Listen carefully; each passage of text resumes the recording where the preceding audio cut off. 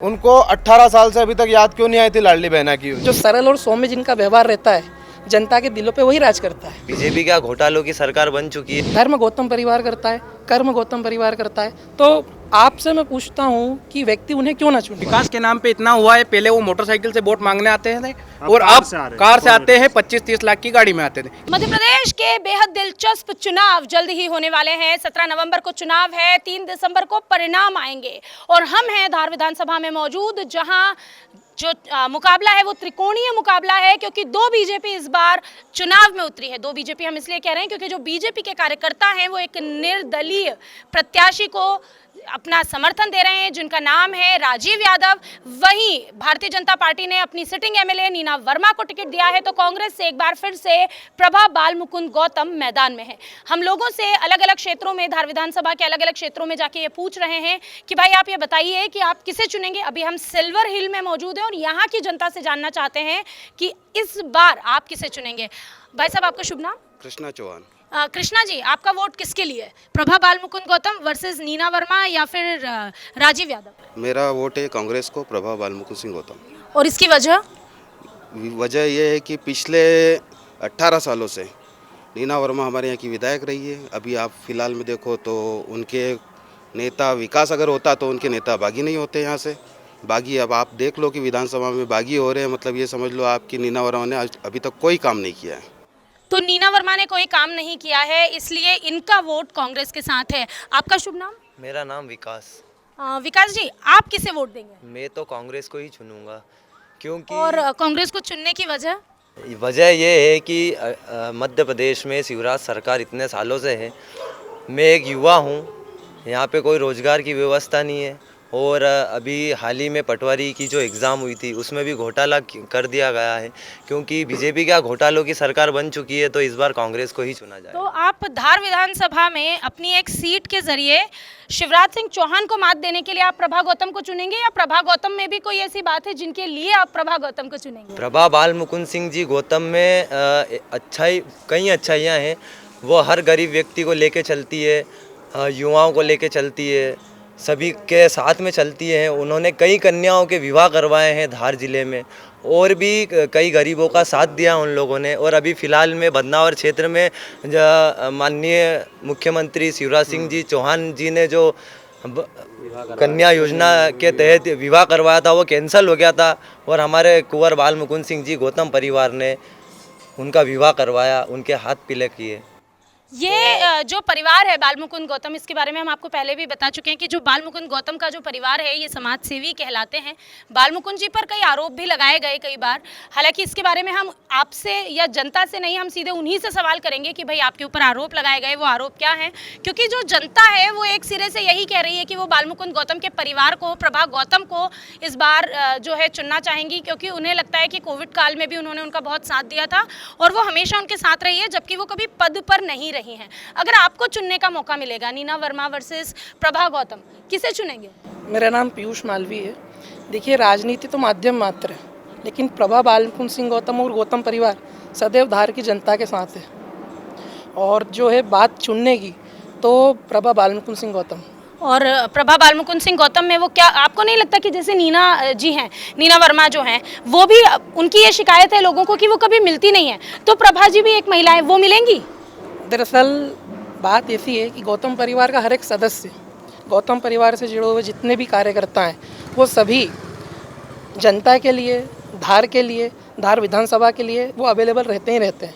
और बात रही कि सरकार की, जब कांग्रेस की सरकार नहीं थी तब भी प्रभा बाल मुकुंद सिंह जी गौतम, आदरणीय बाल मुकुंद सिंह जी गौतम, और जो बाल मुकुंद सिंह जी गौतम के सुपुत्र हैं जयवर्धन सिंह जी गौतम, जो युवा नेतृत्व करते हैं धार से, वो सदैव जनता के बीच में रहते हैं।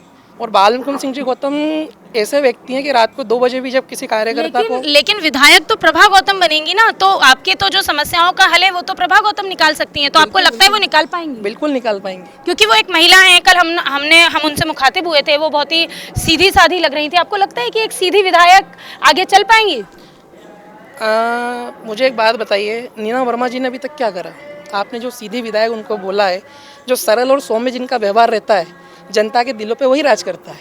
बहुत सही बात कही है कि जिनका सरल और सौम्य स्वभाव रहता है जनता के दिलों पर वही राज करता है, लेकिन नेताजी जब चुनकर सत्ता में आते हैं तो उन्हें तो घमंड हो जाता है और वो तो भूल ही जाते हैं कि भाई ये पब्लिक ही है जिन्होंने हमें चुना है, और उसी पब्लिक के लिए उस नेता के पास समय नहीं होता। और यही वजह है कि नीना वर्मा का इतना ज़्यादा विरोध जो है वो जताया जा रहा है। आपको बता दें कि नीना वर्मा मध्य प्रदेश के सीएम शिवराज के भी रिश्तेदार लगती हैं, और शायद यही वजह है कि इस परिवार को बार बार भारतीय जनता पार्टी मौका भी देती है। ये जो मेरे बहुत पीछे खड़े हैं ना एक व्यक्ति, ये बहुत निराश लग रहे हैं। मुझे लगता है कि ये शायद बीजेपी के पक्ष में बोल दें, क्योंकि इन्हें दुख हो रहा होगा कि कोई बोल ही नहीं रहा है। एक तो कोई मिले जो बोले कि भाई बीजेपी। आइए भाई साहब आइए, आपका शुभ नाम? राजा बुंदेला। हाँ राजा बुंदेला जी, आप बुंदेला जी को वोट देंगे? यहाँ से एक बुंदेला भी तो मैदान में है। वो बुंदेला थोड़ी, मैं बुंदेला हूँ। वो बुंदेला नहीं है? अच्छा बुंदेला है, मेरा नाम राजा बुंदेला है।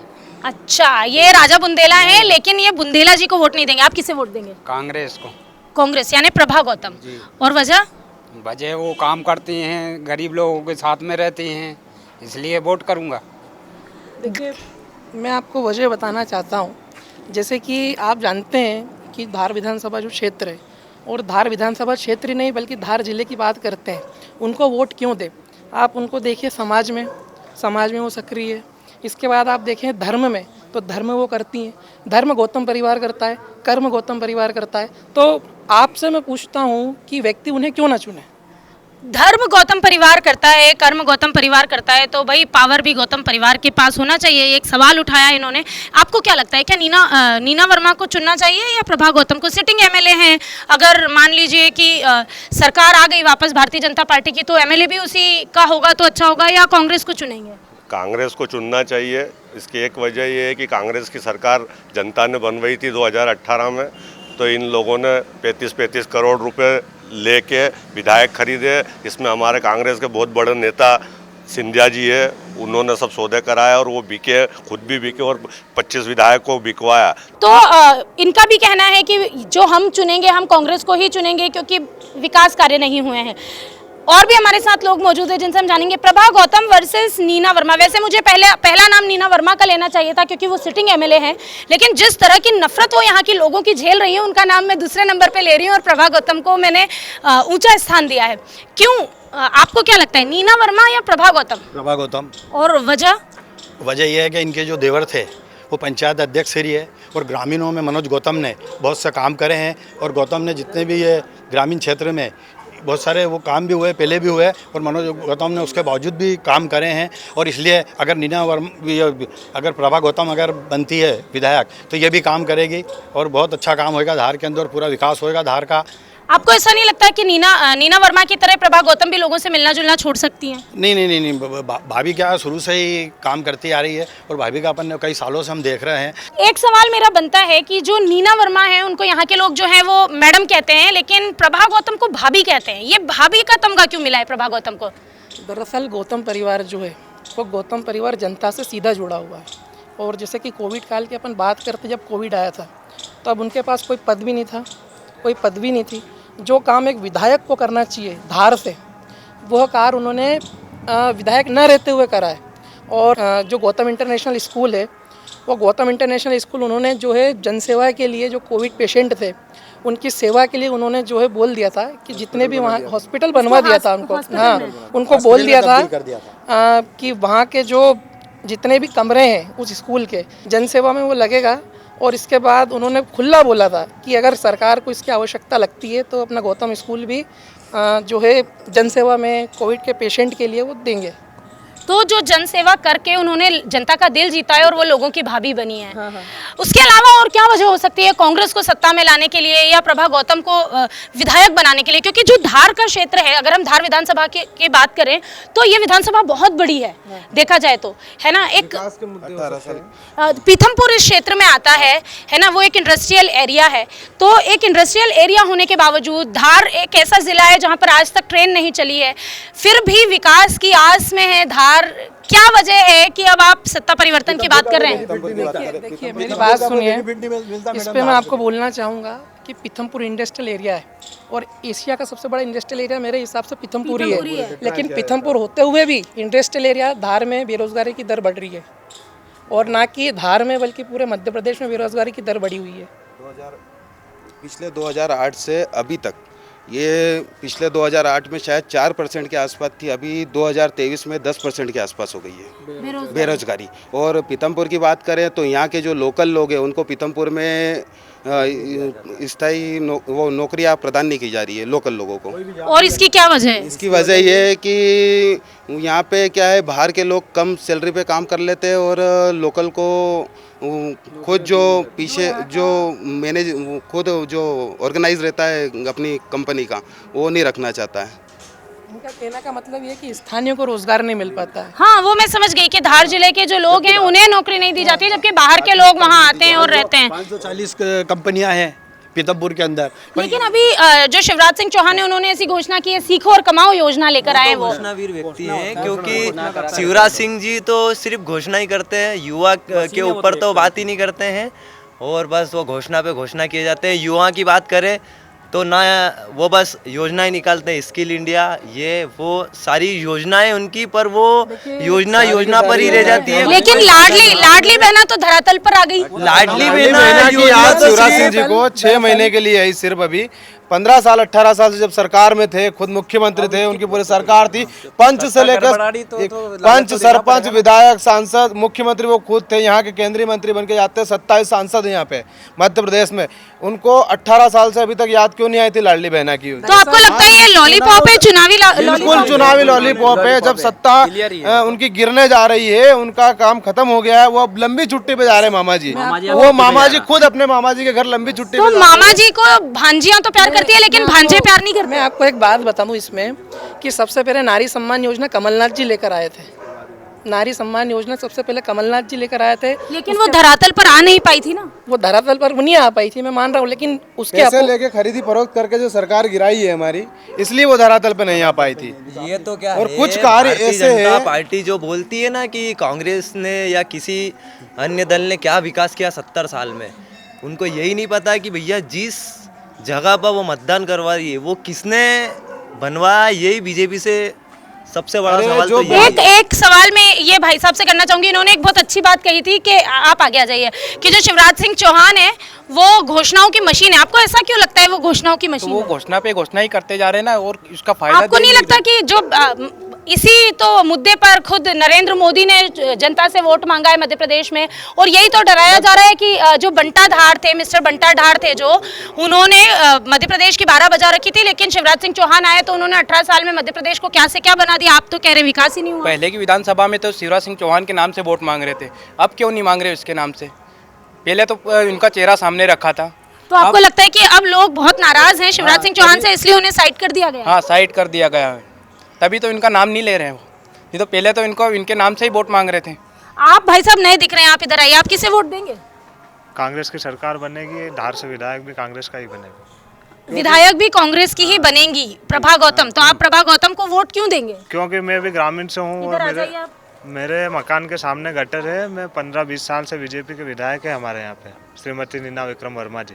पर वो तो ना आज तक ग्रामीण में आती है, सिर्फ 5 साल में एक बार वोट मांगने के लिए। और विकास के नाम पे इतना हुआ है। उसके बाद तो उनका चेहरा देखने के लिए लोग तरस जाते हैं, यहाँ पे लाइन लगाते हैं कि वर्मा जी हमारे यहाँ के विधायक कैसे हैं, उनको देख लेते हैं। और विकास के नाम पे इतना हुआ है, पहले वो मोटरसाइकिल से वोट मांगने आते थे और अब कार से आते हैं, 25-30 लाख की गाड़ी में आते थे। इतना विकास हुआ, विकास के नाम पे इतना हुआ है। विकास उन्हीं का हुआ है, लोगों का नहीं। लोगों का विकास नहीं हुआ है। और स्वास्थ्य केंद्र की बात कर रहे हैं तो स्वास्थ्य केंद्र में ऐसी स्थिति है कि डिलीवरी बाहर ही हो जाती है, अस्पताल में बाहर ही डिलीवरी हो जाती है। जब हम विकास की बात कर रहे हैं, तो विकास में सबसे अहम होता है विद्यालय, महाविद्यालय, है ना? तो धार में कितने विद्यालय और महाविद्यालय हैं? पहली बात तो मैं ये बता देना चाहता हूँ, जो शासकीय महाराजा भोज जो कॉलेज है उसके यहाँ पे जो ऑडिटोरियम बना रखा है, जो छात्रों के लिए बना हुआ है, वो नीना विक्रम वर्मा उनके पति के नाम पे बनवाना, मतलब नाम परिवर्तन करवाना चाह रही। तो ये आप देख लीजिए कि उनको सिर्फ नाम और उनका विकास खुद ही कर रहे हैं। वो ना विद्यार्थियों का ना किसी का, कोई किसी के हित में बात नहीं हो रही है इतने सालों से। तो जनता जो है वो इसलिए नाराज है क्योंकि नीना वर्मा खुद का तो विकास कर रही है लेकिन क्षेत्र का विकास नहीं कर रही है। आप अपने विधायक से क्या उम्मीदें करते हैं? आपको लगता है कि चलिए सत्ता परिवर्तन हो जाएगा? जिस तरह से हम लोगों से बात कर रहे हैं, मान के चलते हैं कि धार विधानसभा में प्रभा गौतम जीत गई। अगर प्रभा गौतम जीत गई या कोई भी आपका विधायक होता है, जैसे कि आपने कहा कि परिवर्तन के बाद, तो आप उनसे क्या उम्मीद रखते हैं? सबसे पहले हमारे विधायक अभी विधायक नहीं होते हुए भी इतना जनता की सेवा कर रहे, एम्बुलेंस चला रहे, पानी का टैंकर चला रहे, वो कर रहे। जब विधायक बन जाएंगे तो वो क्या क्या करेंगे? यानी ये उम्मीदों पर टिकी हुई एक ऐसी जनता है जिसे अपनी विधायक से वो स्नेह नहीं मिल सका, वो साथ नहीं मिल सका, जो साथ उन्हें एक ऐसी महिला ने दिया जो सिर्फ और सिर्फ समाज सेवी थी। इसीलिए ये युवा बेरोजगारी के मुद्दे पर, विकास के मुद्दे पर, घर के मुद्दे पर, नल के मुद्दे पर, जल के मुद्दे पर, नाली के मुद्दे पर, हर मुद्दे पर चुनना चाहती हैं प्रभा गौतम को। और इनका कहना है कि जब भी कोई आपदा आ पड़ी थी तो प्रभा गौतम इनके साथ खड़ी थी। बहरहाल इस चुनाव में नतीजे क्या होंगे ये तो आने वाला वक्त ही बताएगा, लेकिन तब तक के लिए आप देखते रहिए वीके न्यूज़। हम आपको बताएंगे हर विधानसभा की पूरी हकीकत। वीके न्यूज़ मध्य प्रदेश छत्तीसगढ़, दिल बोलेगा देश सुनेगा।